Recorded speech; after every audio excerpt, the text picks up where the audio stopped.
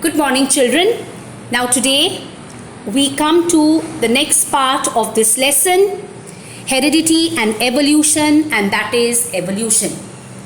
Now, the word evolution is related to the word evolve, which means origin. From where do we come? So, in this particular lesson, evolution, we are going to talk about the origin of different species that exist on the earth. Now, when we look around us, we see a variety of living organisms, and all these organisms reproduce. And when they reproduce, they increase their numbers, and they also bring about changes. And these changes are passed on from one generation to the other. Now, these changes in the inherited characters of all biological populations, of all living organisms, over successive generations is nothing but evolution. So, evolution, remember, is the change in inherited characteristics of biological populations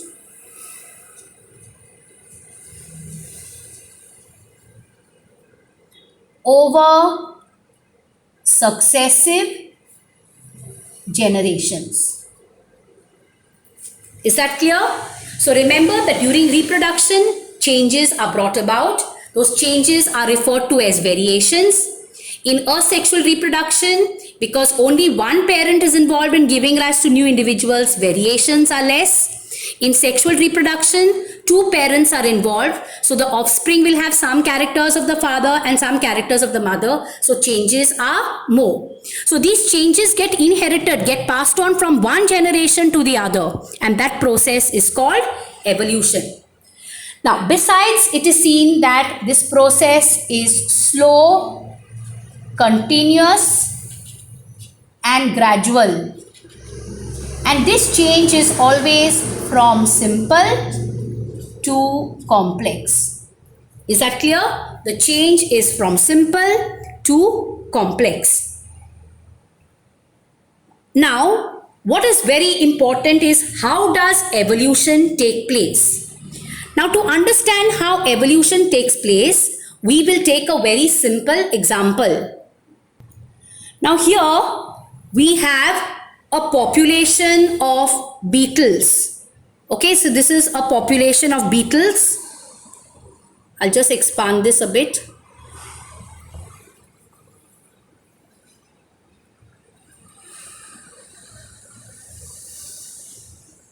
Okay, now we have here a population of beetles. You can see these red insects here. Beetles are small red insects which you normally find on bushes. And the bush, is full of green leaves. Okay, now let us see how these changes take place, how evolution takes place. Now here we have a green bush, and on this green bush we have a population of red beetles. Now these red beetles will mate and they will reproduce, and because of reproduction, suddenly let us say that one green beetle is formed in the next generation. So this was the first generation. In the next generation, suddenly one green beetle is formed. And along with the green, there are also some red beetles that are formed. Now here what happens is, when crows visit the bush, these red beetles contrast with the green background and they are easily visible. So since these red beetles are easily visible on that green bush, these crows will eat those red beetles. But the green beetle which is formed has an advantage. Because it is green in color, it camouflages well with the green background. So it is able to survive. The crow will not be able to see it. So in this case, the population of red beetles decreases because they are visible and the crows eat them, and the green beetle is able to survive because it can camouflage with the background. Is that clear? Now, these organisms in turn now start reproducing, and in the next generation they produce some more beetles. So this green beetle now starts mating with these red beetles, and now in the next generation there are some green and red beetles. So here if you see, the number of green beetles has increased. Again, crows will visit this bush. When they see the red beetles, they will eat the red beetles. The green beetles somehow will be able to survive because they camouflage with the background. So like this, the green beetle population will keep on increasing and a red beetle population will decrease, and finally a stage will be reached when there will be only green beetles. Okay, so here the change in the color, the change in the frequency of gene, here the gene was to control color, in that population gave these green beetles a survival advantage. So basically here nature is supporting green color in this case. If the organisms are red, they cannot camouflage and they are visible to the crows and they are eaten, so their number goes down. But here nature is providing a situation where the green beetles are able to blend with the green background and are able to survive. So this is nothing but an example of evolution. A red color is changing into beetles of a green color. So here there is a change in the inherited characters, change in the genes. Okay, so here the change of the frequency of genes in a population is giving it a survival advantage. Okay, so here we say that evolution is taking place by natural selection. So here nature is creating a situation which is supporting the green beetles. Is that clear? So in natural selection here is directing evolution in the beetle population. Because here the change in the color is giving it an advantage to survive. Okay. Now let's take the second example. Now in the second example, we have to begin with the same bush and we have the red beetles. Now let us say that in this case now, again the males and the females will mate, they will reproduce, and suddenly there is a variation, and because of that variation, instead of a green beetle now a blue beetle is formed. Now here there is a change in color from red to blue. Now when the crows visit the bush, the crows will be able to see the green beetles as well as the blue beetles, and the crows will also be able to see the red beetles. Both are seen here. Okay. And now again, let's see in the next generation, all these blue beetles and the red beetles which are formed, they mate, they reproduce, their numbers increase.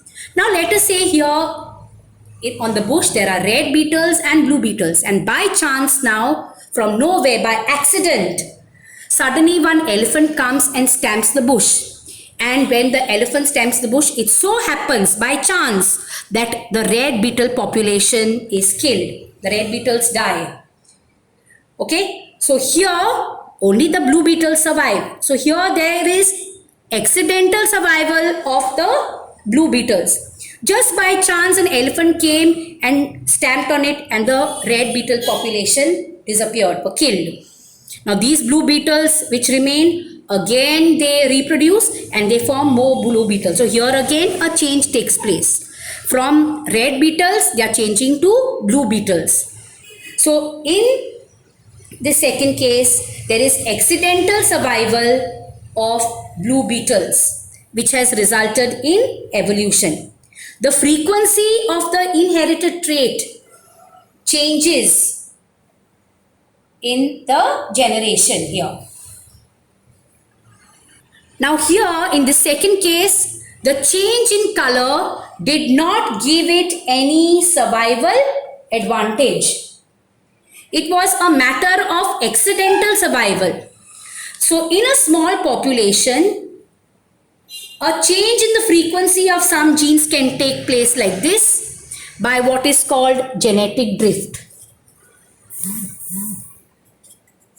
Is that clear to all of you? So here the change is because of genetic drift. So here the change in the color did not give it a survival advantage.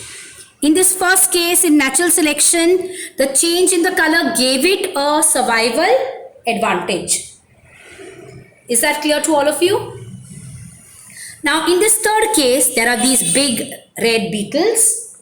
Let us say now in this case that this particular tree gets infected with a disease, with a plant disease, and the leaves start falling off.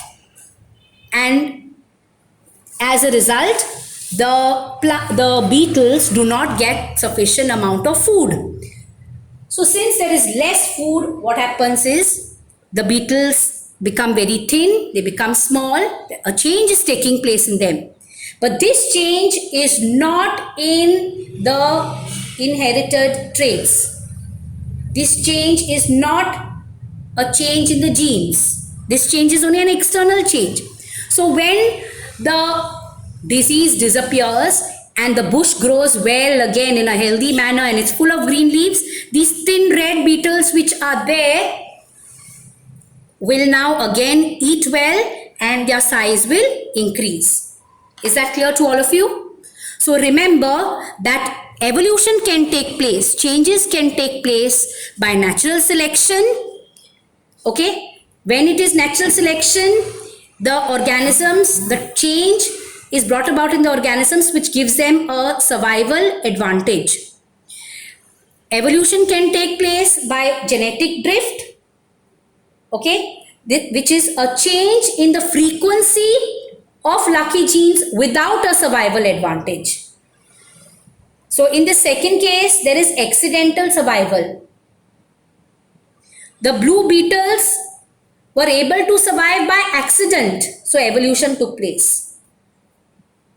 And in this genetic drift, there is the frequency of an inherited trait changes over the generation, in the generation.